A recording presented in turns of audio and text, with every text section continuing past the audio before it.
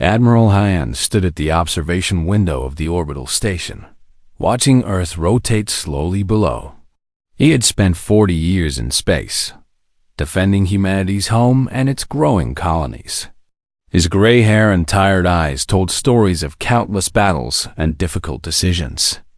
Today, he waited for news from the Galactic Senate, and he knew it would not be good. Across the solar system, on the alien station called Unity Peak, Ambassador Gina Park sat in the massive Senate chamber. Around her, thousands of representatives from 847 different species filled the seats. The chamber was enormous, built to accommodate beings of all sizes and shapes. Some breathed oxygen like humans.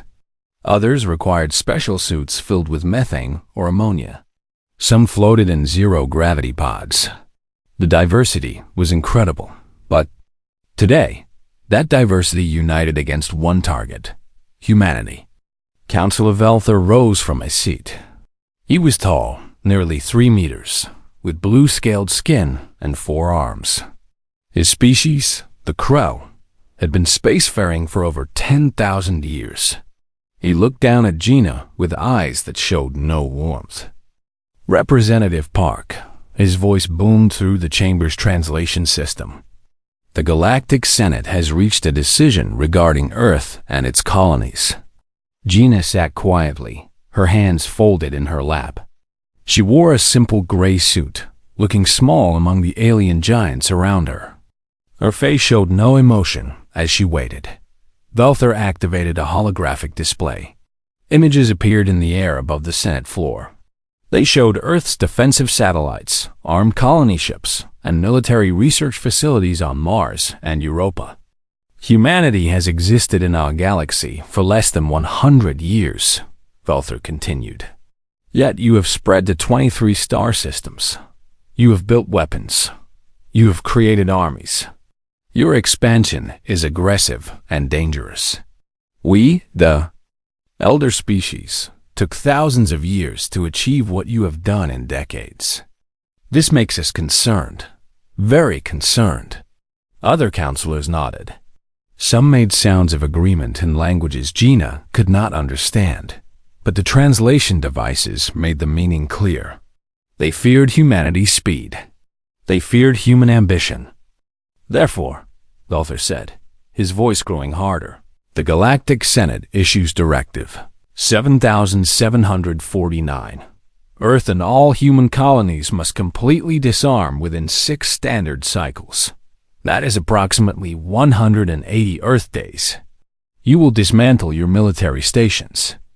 You will destroy your warships. You will place all weapons under Senate control. You will reduce your armed forces to police levels only. This is not negotiable. The chamber filled with sounds of approval. Hundreds of species agreed with the directive. Only a few remained silent, looking uncomfortable. Velther held out a small data chip. This contains the full requirements and inspection schedules. Do you have anything to say, Ambassador Park? Gina stood slowly. Every eye in the chamber turned to her.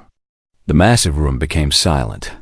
She walked down the steps to the Senate floor, her footsteps echoing in the quiet. She reached Velther and took the data chip from his hand. For a long moment, she looked at it. Then she looked up at Velther, meeting his eyes directly. She said nothing, not one word. She turned and walked toward the exit, her pace steady and calm. Ambassador Park. Velther called after her. Do you understand the directive? Will Earth comply? Gina kept walking. She did not look back. She did not respond. The huge doors of the Senate chamber opened, and she walked through them. The doors closed behind her with a heavy sound dot in the chamber. Confusion spread. Counselors turned to each other, speaking in worried tones. Did she accept? One asked. She took the chip. That means agreement, yes? Another said.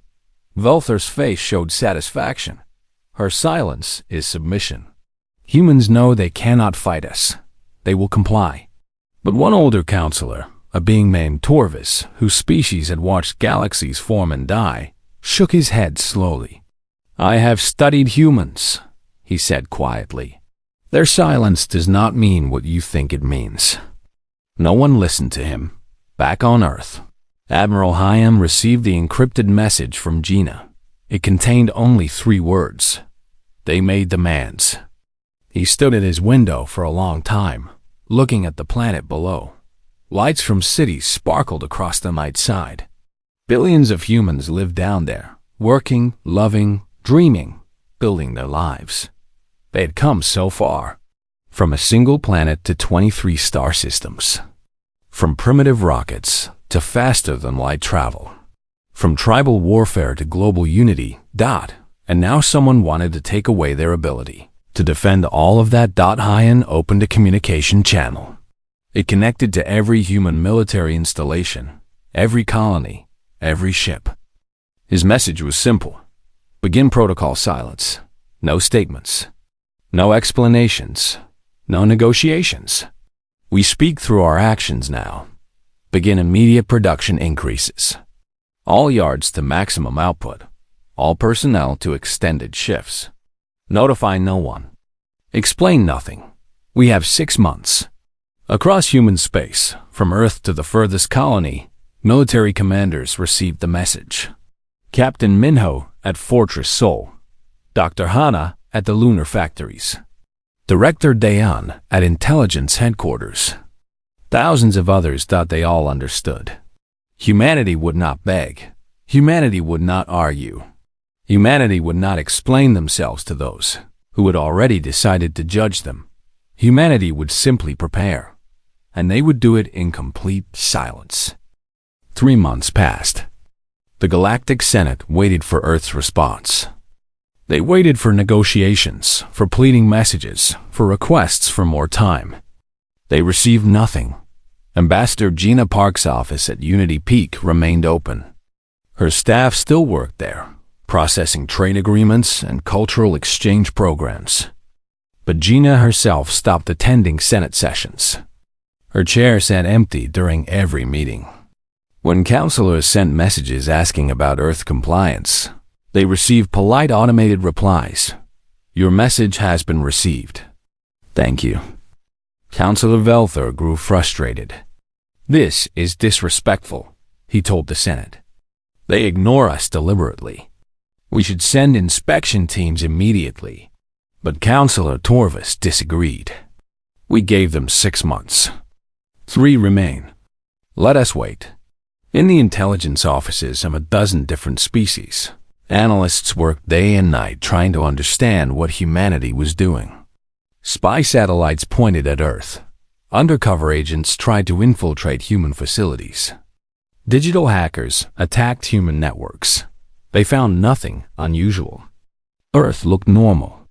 Too normal. Director Dahan sat in his office deep beneath the surface of Luna, Earth's moon. Reports flowed across his screens from every intelligence service in human space. He smiled at what he read. The Krell tried to hack our shipyard schedules again, his assistant Boyal reported. We fed them false data showing reduced production. Good, Dahan said. What about physical surveillance? The Vexian Observer satellite near Mars detected increased heat signatures from our factories. They filed a report saying we might be violating the directive. And we sent them manufacturing records showing we are building civilian transports. Which is true. We just did not mention those transports have military-grade shields and weapon hardpoints already installed. Dan nodded. Everything was proceeding according to plan. Humanity was not hiding. They were simply not explaining. There was a difference. At the lunar manufacturing complex, Dr. Hana-san walked through factory floor 17. The noise was incredible. Massive machines stamped out hull plates. Robotic arms welded sections together. Automated assembly lines worked without stopping. How many ships completed this week? She asked her supervisor, a young engineer named Wanho. 42, Wanho replied, checking his tablet. We are ahead of schedule. The Mars yards finished 38. Europa finished 21. The asteroid belt factories are still ramping up, but they should hit 40 per week within a month. Hannah did the math in her head. Over 100 ships per week. 400 per month. In 6 months, that would be over 2,000 ships. And that was just a new construction, not counting the existing fleet being upgraded and armed. Any problems? She asked. The workers are tired, Wanho admitted. Extended shifts are hard. But no one complains. Everyone understands what we are doing. Everyone knows why. Hannah looked out over the factory floor. Thousands of people worked there, human, and even some aliens who had chosen to live among humanity. They worked with purpose, with determination. Make sure they get proper rest, Hannah said. Tired workers make mistakes. We cannot afford mistakes. In orbit above Earth, Captain Minho stood on the bridge of Fortress Sol. Outside his windows, construction crews worked on the newest defensive platform. It was one of dozens being built in a complete sphere around Earth. Status report, Minho ordered. His tactical officer, Lieutenant Yunji, read from her display. Platform Sol 47 is 70% complete. Sol 48 foundation is laid. Sol 49 materials are in position, ready for assembly to begin. When we finish, how many total platforms will surround Earth? Minho asked. 212, sir. Completely covering all approach vectors. Each platform armed with railguns, missile batteries, and point defense systems. Each platform can operate independently or as part of the network. Minho nodded slowly. Before the Senate's ultimatum, Earth had 23 defensive platforms. Now they would have 212. The Senate wanted humanity disarmed. Instead, humanity was becoming the most heavily defended species in the galaxy. But the most interesting thing was happening not in Earth's solar system, but in the colonies. Each of the 23 human colony worlds was transforming on New Bizon, a colony planet 60 light-years from Earth.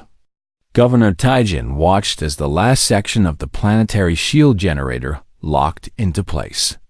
Test it, he ordered. Engineers activated the shield. A shimmering blue dome appeared over the colony's main city, then expanded outward. Within minutes, it covered the entire settlement area. It could stop asteroids, deflect radiation, and absorb energy weapons. Shield is stable, the chief engineer reported. We can maintain it indefinitely with our fusion reactors. Excellent, Taijin said. New Bizon can now defend itself. We are not just an outpost anymore. We are a fortress. The same scene repeated on every human colony. New Sol installed defense grids. New Daegu built underground bunkers and weapon factories. New Incheon constructed its own small fleet of defensive ships. Humanity was not concentrating its power. It was distributing it. Every colony could defend itself. Every station was armed. Every ship could fight if needed. There would be no single point of failure. No way to defeat humanity with one strike. Meanwhile, human civilian life continued normally. Tourist ships still visited alien worlds. Human merchants still traded with other species. Human students still attended alien universities. A young human woman named Nari worked as a tour guide on Unity Peak Station. She took groups of humans and aliens through the station, explaining its history and showing them the sights. She was friendly, cheerful, and popular with tourists. No one knew that Nari also worked for Director Dayan. Her job was to listen. In restaurants and shops, aliens talked freely. They said things they would never say in official communications. Nari heard it all and reported it back. The smaller species are nervous, she told Daeyun in her weekly report. They are asking each other why only humans were targeted for the directive. The Krell have a huge military fleet. So do the Vexians. So do a dozen other species. but only humans must disarm. Many species think this is unfair. Interesting, Dahan said. The Senate may not be as united as Velther thinks. As the fourth month began, some members of the Senate started to worry. Where was Earth's response? Why were humans so silent? Several counselors sent urgent messages to Ambassador Gina, demanding updates. She finally responded. Her message was only one sentence long. Earth is considering its options. We will respond before the deadline. That was all. Nothing more. Velther read her message and laughed. They have no options. They will comply or face the consequences. But Councillor Torvus was not so sure. What consequences? He asked quietly. Who will enforce this directive? Our military? Do we really want to fight humanity? No one answered him. The silent months continued. Humanity built and prepared. The galaxy watched and wondered. And the deadline grew closer. The final day of the ultimatum arrived. The Galactic Senate chamber was more crowded than it had been in decades. Representatives from all 847 species attended. No one wanted to miss humanity's response. Councillor Velther stood at the center podium, his forearms crossed in satisfaction. Today, Earth must answer. Today, humanity will submit to galactic law. Today, we will see their compliance plan. The chamber doors opened. Ambassador Gina Park walked in, alone. She wore the same simple gray suit she had worn 6 months ago. Her expression was calm, almost peaceful. She carried nothing. No datapads, no documents, no prepared speech. The chamber fell silent as she walked down the long aisle to the Senate floor. Her footsteps echoed in the massive space. Every eye followed her. When she reached the podium, she stopped and looked around at the thousands of faces watching her. Velther leaned forward. Ambassador Park, 6 months ago, this Senate gave humanity an ultimatum. The time has expired. What is Earth's response? Gina said nothing. Instead, she reached out and activated the chamber's central holographic display. The enormous projection system came to life above the Senate floor. Usually, it showed data charts and voting tallies. Today, it would show something very different. The display connected to a signal from human space. The image that appeared made several counselors gasp that it showed Earth, but not the Earth they expected to see. Surrounding the planet was a complete sphere of defensive platforms. Hundreds of them, arranged in perfect geometric precision. Each one bristled with weapons. Each one glowed with active power signatures. The view zoomed in on one platform.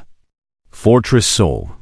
On its bridge stood Captain Minho, his face visible through the observation window. He stood at attention, his crew working efficiently behind him. The camera showed the platform's weapons, railguns that could punch through a battleship, missile batteries that could saturate an area with firepower, point defense systems that could shoot down thousands of incoming threats. Then the image changed. It showed another platform. Fortress New Sol, then another. Fortress Incheon. Fortress Bizen. On and on, platform after platform. 212 in total. Velther's face changed from confident to confused to angry. What is this? He demanded. Gina still said nothing. The display continued. Now it showed the moon. The lunar manufacturing complex covered nearly a quarter of the lunar surface. Dr. Hannah Song appeared in the image, standing in front of massive factory buildings. Behind her, completed warships lifted off from launch pads. One after another, they rose into space and took formation. The display showed Mars, Europa, the asteroid belt. Each location had been transformed into a military-industrial center. Factories worked without stopping. Resources flowed in. Ships flowed out. Then the view pulled back, showing the entire solar system. Thousands of ships moved in organized formations. Destroyers, cruisers, carriers, support vessels. All human, all armed, all ready. But the display was not finished. It shifted to show the colonies. New Bizan with its planetary shield. New Sol with its defense grid. New Inchin with its orbital weapons platforms. Every colony, all 23 of them, had been fortified. Each one could now defend itself. The Senate chamber filled with shocked voices. Counselors turned to each other, speaking in dozens of languages at once. How had humanity done this? How had they built so much, so fast, so quietly? The holographic display showed one more image. It was a fleet formation in deep space. 10,000 human ships arranged in perfect order. Fighters, frigates, destroyers, battleships. They hung in the void like a steel constellation. At the front of the formation was a single ship. The view zoomed in on its bridge. A technical officer named Jiho stood there, displaying schematics on screens around him. The schematics showed humanity's new defensive doctrine. Every colony self-sufficient. Every trade route protected. Every human installation capable of defending itself and helping neighboring installations. The defensive network covered all of human space. It was not built to attack. It was built to make attacking humanity impossibly costly. Then, finally, Ambassador Gina spoke. Her voice was quiet, but in the silent chamber, everyone heard every word. You asked us to disarm, she said calmly. We respectfully decline. The chamber erupted. Counselors shouted. Some demanded military action. Others called for sanctions. Velther's face turned a darker shade of blue with rage. Gina raised her hand, and surprisingly, the chamber quieted. She was not finished. We will not fire first, she continued. We will not attack anyone. We will not threaten anyone. But we will defend ourselves. We will defend our colonies. We will defend our people. This is not negotiable. She reached into her jacket and pulled out a single document. She placed it on the podium in front of Velther. This is the Mutual Defense Treaty, Gina said. Any species that signs it will receive Earth's guarantee of protection. If anyone attacks you, humanity will defend you. In exchange, you agree to do the same for us. It is a treaty of equals, of partners, not of masters and subjects. Velther stared at the document as if it might explode. You cannot do this, he shouted. You cannot refuse the Senate's directive. You are a young species. You must obey the established order. Gina looked at him with eyes that showed no fear. We came to this galaxy hoping for friendship. We found beauty, diversity, and wonder. But we also found that the strong make rules for the weak. That power determines rights. That established species protect their positions by limiting new ones. She paused, letting her words sink in. You did not ask the Krell to disarm, though they have weapons that could destroy planets. You did not ask the Vexians to disarm, though they have conquered 12 species. You did not ask the Korthan to disarm, though their military is 3 times the size of ours. You asked only humanity. Why? Because we are new. Because we are growing fast. Because we might challenge you someday. Several counselors looked uncomfortable. Some would not meet her eyes. We understand now, Gina continued. We understand that in this galaxy, respect must be earned. Safety must be built. Peace must be defended. So we built. We prepared. We made ourselves strong enough that attacking us would cost more than anyone is willing to pay. She gestured to the holographic display, still showing the massive human fleet. This is not aggression. This is insurance. We hope never to use it. But we will not be defenseless. We will not rely on the mercy of others for our survival. Gina turned and began walking toward the exit. Then she stopped and looked back at the Senate. "The treaty is there if you want it," she said. "We hope many of you will sign. But whether you do or not, humanity will continue. We will explore. We will trade. We will make friends. And we will defend ourselves." She walked out. For the second time in 6 months, she left the Senate chamber in silence. But this time, the silence was very different. This time, it was the silence of shock, of fear, of respect. Up behind her, the chamber exploded into chaos. Counselors argued, shouted, and demanded action. But everyone knew the truth. Humanity had called their bluff. The ultimatum had failed.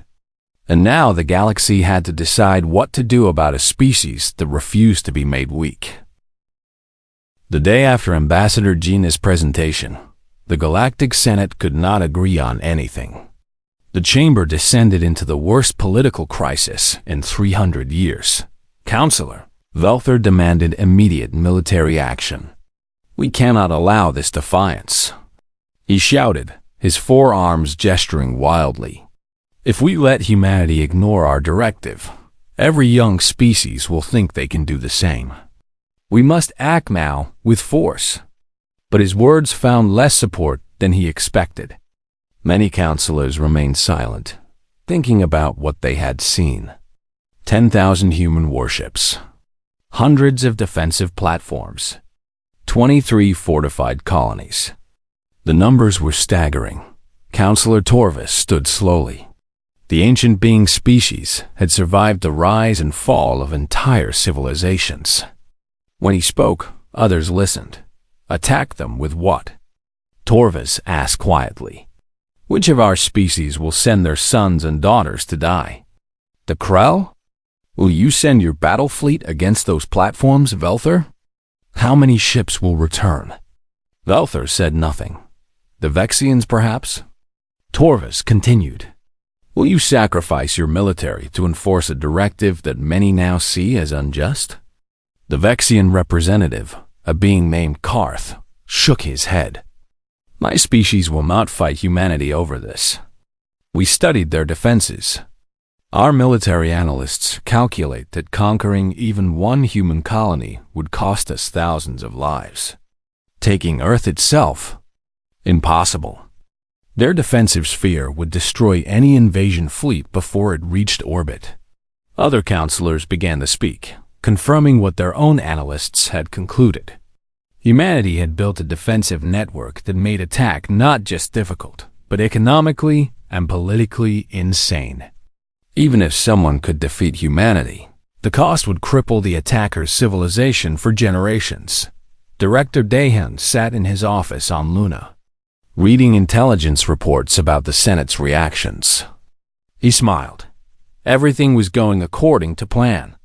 Humanity had not won through aggression. They had won by making aggression pointless. His assistant Boyang entered with more news. "Sir, we are receiving communication requests from multiple species. 17 so far. They want to discuss trade agreements, technology exchanges, and..." She paused, checking her tablet. "Several are asking about the Mutual Defense Treaty." "Who?" Dayan asked. "The Rilvan, the Toxis, the Mandari, all smaller species. They are worried that if the Senate tried to disarm humanity, they might be next." Dayan nodded. "Schedule meetings with all of them. Be friendly. Be open. Show them we are not aggressive conquerors. We are defenders." But the political crisis was just beginning. That afternoon, Dayan authorized the release of classified intelligence files. He sent them anonymously to news networks across the galaxy. Within hours, every species with information technology was reading the documents. The files showed the truth behind Directive 7749. It showed private communications between Velthor and 7 other counselors. The messages revealed their real motivation: fear of competition. "Humanity controls rare minerals we need. one message read. If we allow them to keep growing, they will dominate the resource market. Another said, human technology advances too fast. In 20 years, they may surpass us. We must stop them now while we still can. The file showed calculations about trade routes, economic projections, and market analyses. The directive was never about galactic peace. It was about protecting the economic and political power of a few dominant species. The revelation caused chaos. Smaller species who had voted for the directive felt betrayed and manipulated. Their representatives had been told humanity was dangerous, aggressive, and threatening. Now they learned the truth. Humanity was just competition. On Unity Peak Station, young Nari watched the news in a cafe. Around her, aliens of many species discussed the revelation. Two Rilvan merchants sat at a nearby table. I cannot believe it, one said. The Senate lied to us. They made us fear humans when really they just wanted to eliminate a trade rival. What do we do now? The other asked. Perhaps we should sign that human treaty, the first replied. At least they are honest about their intentions. Nari reported this conversation, along with hundreds of others she overheard. The mood was shifting. Humanity was no longer seen as a threat. Instead, they were seen as victims of political manipulation who had simply defended themselves. 3 days after the revelation, the Senate held an emergency session. Velthor looked tired and angry. He knew his position was weakening. Councillor Torvis called for a vote of no confidence against Velthor and the 7 other councillors who had pushed the directive. The vote was devastating. 623 councillors voted for removal. Only 109 voted to keep them. Velthor lost his council seat. So did his co-conspirators. It was the largest political purge in Senate history, but removing Velthor did not solve the larger problem. The directive still existed officially. The Senate had demanded humanity's disarmament. Humanity had refused.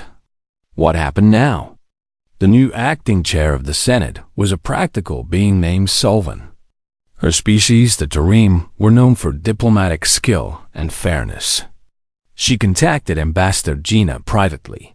We need to find a solution, Solvan said. The directive was wrong. Many of us know this now. But the Senate cannot simply cancel it without looking weak. Gina understood. What do you propose? Let us create new legislation. The right to self-defense. Every species has the right to maintain defensive forces appropriate to their territory and population. No species can be forced to disarm except through fair, universal standards applied to all equally. And the current directive? Gina asked. It will be superseded by the new legislation, effectively cancelled without anyone losing too much face. Gina considered this. I will discuss it with Earth, but I think we can agree to this. Meanwhile, the Mutual Defense Treaty was gathering signatures. The small species came first. The Rilvan signed, gaining humanity's protection against larger, aggressive neighbors. The Toxis signed next. Then the Mandari. Then others.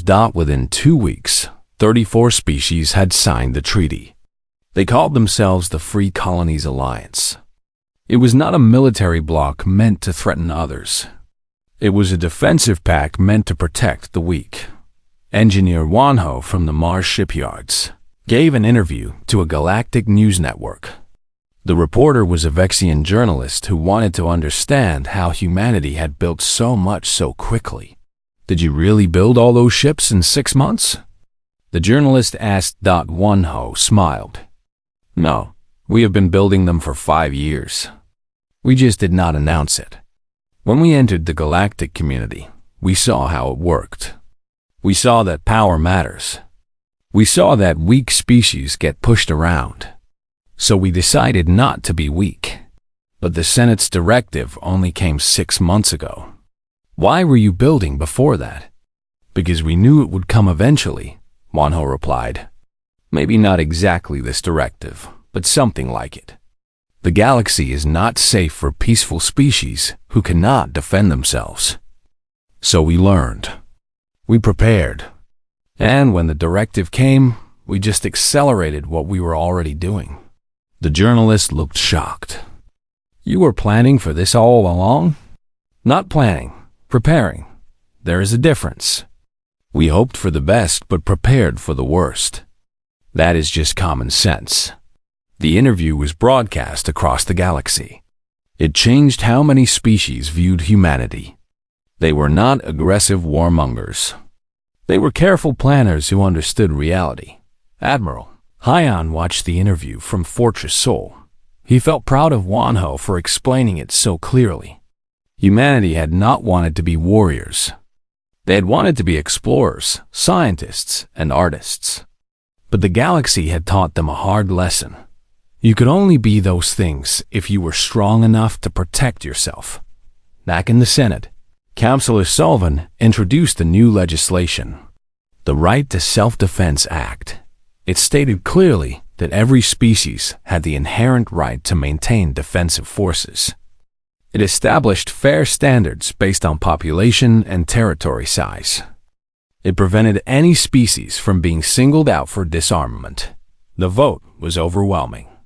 782 species voted yes. Only 65 voted no. The old directive died with that vote. Humanity had won. Not through war. Not through threats. Through preparation, patience, and the simple refusal to be made helpless. 1 year after the ultimatum, the galaxy looked very different. The Galactic Senate still existed, but it had changed. New rules protected smaller species. New laws prevented powerful species from bullying weaker ones. And at the center of this transformation was humanity. Ambassador Gina Park stood in her new office. She was no longer just Earth's representative. The Free Colonies Alliance had elected her as their first chancellor. She now spoke for 34 species, representing over 200 billion individuals across 40 star systems. It was a responsibility she took seriously. Every day, representatives from member species came to her with problems, questions, and requests. She listened to all of them. Today, a delegation from the Yonic had arrived. They were a newly spacefaring species, having achieved faster-than-light travel only 3 months ago. Their representative, a nervous being named Tikver, stood before Gina's desk. Chancellor Park, Tikver said, his voice shaking slightly. We have been invited to join the Galactic Senate, but we are worried. We heard what happened to humanity. We heard about the directive. What if they try to limit our growth too? Gina smiled gently. That cannot happen anymore. The Right to Self-Defense Act protects you. But I understand your concern. Would you like to hear what I will tell the Senate today? Tikver nodded eagerly. Gina stood and walked to her window. Outside, Unity Peak Station bustled with activity. Ships came and went. Traders from 100 species conducted business. It looked peaceful.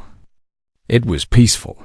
But that peace was protected now by something stronger than wishes. An hour later, Gina stood before the Galactic Senate. The chamber was full again. Many counselors wanted to hear what the human chancellor would say about the Yonic question. Several older species had already suggested that the Yonic should limit their military growth to avoid threatening others. Gina approached the podium. She had learned that silence could be as powerful as words, so she stood quietly for a moment, letting the chamber settle. 1 year ago, she began, I stood in this chamber and witnessed an injustice. My species was told to disarm. We were told that we were too aggressive, too dangerous, too ambitious. We were told to make ourselves weak for the comfort of others. She paused, looking around at the faces watching her. Some looked guilty. Others looked defiant. Most looked interested in what she would say next. We refused, Gina continued. Not because we wanted war. Not because we wanted to threaten anyone. but because we knew a simple truth. Peace is not given.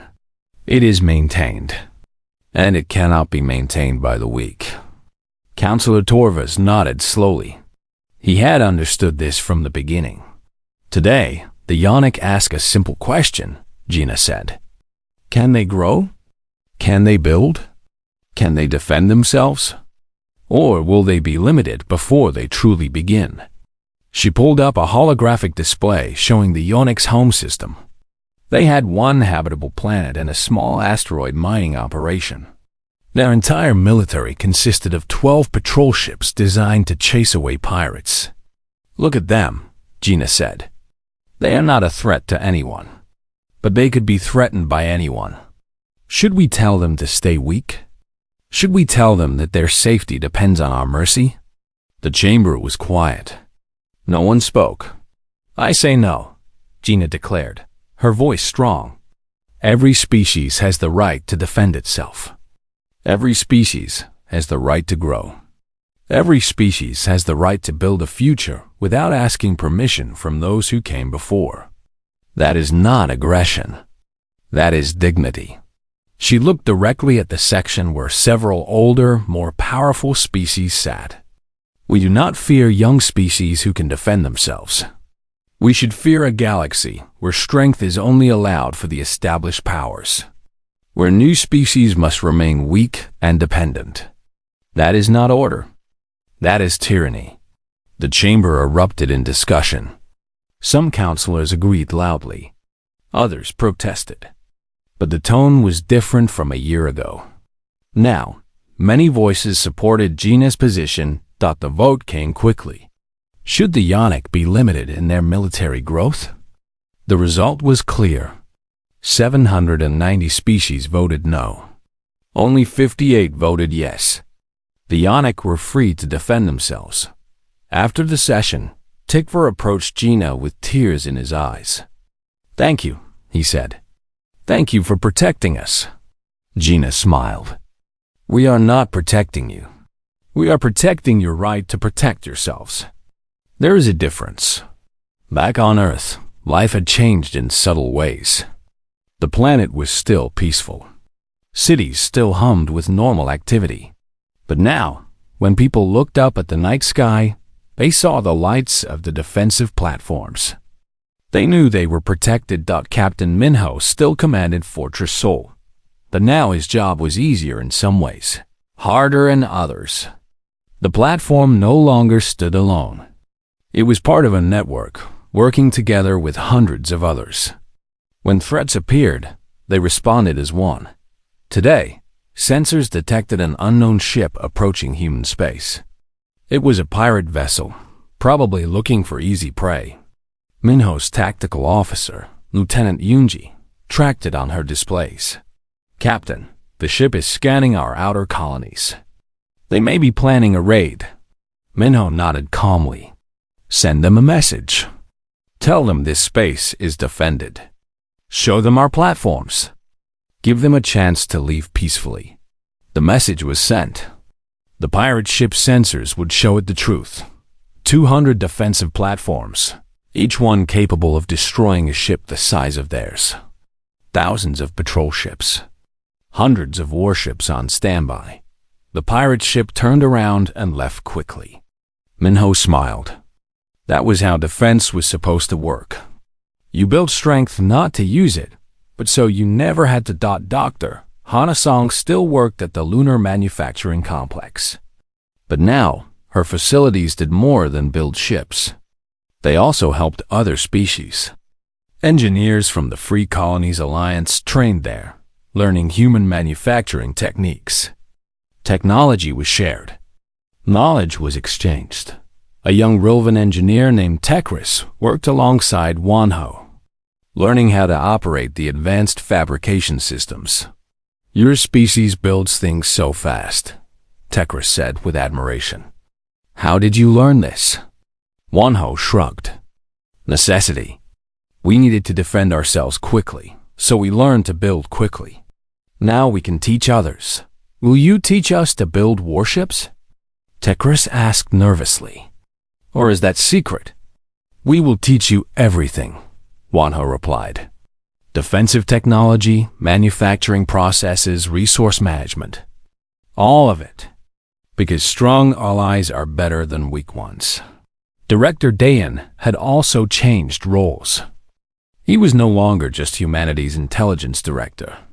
Now he coordinated intelligence sharing across the Free Colonies Alliance. Information about pirates, smugglers, and potential threats was shared among all member species. It made everyone safer. Pirates who targeted one species would find themselves hunted by the fleet of another. Smugglers who operated in one system would be arrested in the next. The alliance was becoming stronger every day, but the most visible change was in ordinary life. On Unity Peak Station, tour guide Nari still took groups through the station's attractions. But now, her groups were different. Humans traveled with Rilvan friends. Yonic students studied alongside Toxis scholars. Species from the Free Colonies Alliance mixed freely, building friendships and partnerships. One day, Nari's tour group included a young Yonic named Sarvik. He was visiting Unity Peak for the first time, his eyes wide with wonder at the massive station. Is it true that humans built warships to protect themselves? Sarvik asked Nari. Yes, Nari replied. We built many ships, many platforms. We made ourselves strong because you wanted to conquer? Sarvik asked innocently. Nari shook her head. No, because we wanted to survive. Because we learned that the galaxy can be dangerous for those who cannot defend themselves. She led the group to an observation window. Outside, a human patrol ship passed by, its sleek form moving gracefully through space. See that ship? Nari said. It is armed. It is powerful. It can fight if it must. But do you know what its real purpose is? Sarvik shook his head. Its real purpose is to make fighting unnecessary, Nari explained. When bad people see that ship, they go somewhere else. When pirates see our defenses, they choose easier targets. We build strength so we can have peace. A human child in the group, a girl about 10 years old, raised her hand. Miss Nari, are those ships for war? Nari knelt down to the child's level. She remembered Admiral Hyan's words from a recent speech he had given. She repeated them now. No, little one. They are so we never have to have one. The child nodded, satisfied with that answer. On Earth, in a small classroom in Seoul, children from many species learned together. Human children sat with Rilvan children, with Yonic children, with Toxis children. They studied mathematics, literature, and history. Today, their teacher, a woman named Soman, taught them about the events of the previous year. She explained how humanity had been asked to disarm, how they had refused, how they had built defenses instead of submitting. Why did Earth refuse? One human student asked. Soman thought carefully about her answer. These were young minds. She wanted to teach them the right lesson. Because dignity matters more than comfort, she said finally. Because independence matters more than approval. Because the right to defend yourself is not something others can take away. It is something you are born with. A Rilvan student raised her small hand. My parents say humans saved us. Is that true? No, someone said gently. We did not save you.